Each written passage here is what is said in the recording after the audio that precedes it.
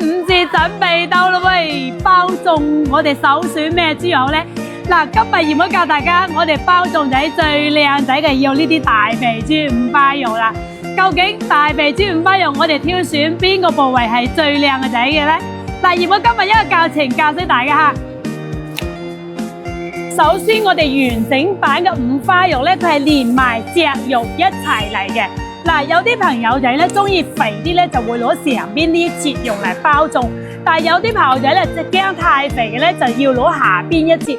嗱，真正最靚仔嘅咧，當然我哋係咁樣一切咧，啲五花肉切出嚟咧，佢先至會最靚仔嚟嘅喎。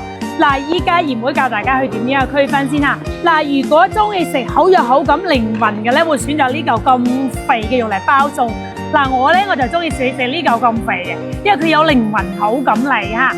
嗱，我哋真正靚嘅五花肉咧，我哋要選擇呢一個部位。嗱，切咗上面個塊，嗱呢個咧就係精選五花肉嚟噶。嗱，呢條第一條我哋切出嚟先吓，咁樣一嚿完整版嘅五花肉，先至係我哋包粽最有靈魂嚟噶啦。如果平時你哋唔懂得點樣挑選邊塊豬肉靚仔用嚟包粽最好食嘅朋友仔咧，記得要點讚收藏鹽妹呢個視頻啦。